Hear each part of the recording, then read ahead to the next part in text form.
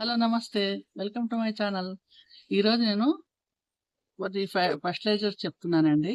ఇవి కెమికల్‌గా గానీ, ఆర్గానిక్ గానీ, నేచురల్‌గా గానీ ఉంటాయి. ఫస్ట్ మనం మందార మొక్క గురించి చెప్తాను.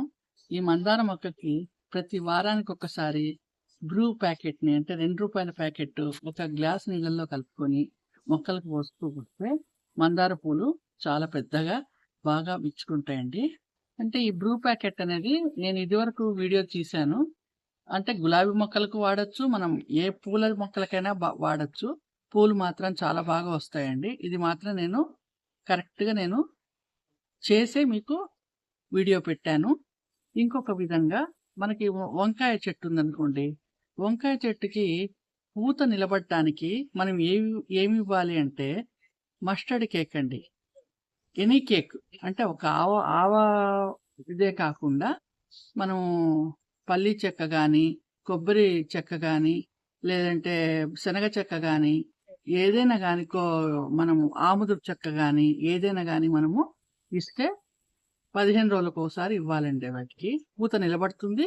కాయ కూడా మనకు బాగా పెద్ద సైజులో వస్తాయి. అలాగే గులాబీ మొక్కకండి, మనకు గులాబీ పూలు బాగా మంచి కలర్ రావాలంటే మనము ఉల్లిపాయ పొట్టు, ఆ పొట్టును మనము బియ్యం కడిగిన నీళ్ళల్లో 3 రోజులు ఉంచి వాటిని డెల్యూట్ చేసి 1:3 చొప్పున మనము గులాబీ మొక్కల కనుక ఇచ్చామంటే గులాబీ పూలు మంచి రంగులో కూడా ఉంటాయి.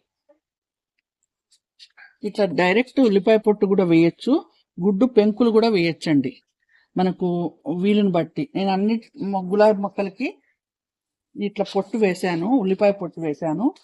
వీటికి నేను నీళ్లు పెడతాను. ఇప్పుడు ఈ టమాటా మొక్కలకు 15 రోజులకు ఒకసారి కంపల్సరీ ఒక స్పూను బోన్ మీల్, అంటే బోన్ మీల్ లేకపోతే రాక్ ఫాస్ఫేట్, ఎనీ ఆప్షన్. అంటే బోన్ మీల్ వేయలేని వాళ్ళు ఇప్పుడు నేను రాక్ ఫాస్ఫేట్ వాడతాను. అట్లా ఒక స్పూన్ అది, ఇంకోటి ఎప్సమ్ సాల్ట్, ఈ 2 కలిపి 15 రోజులకు ఒకసారి మనము ఈ మట్టిని కదిపేసి వేస్తూ ఉండాలండి.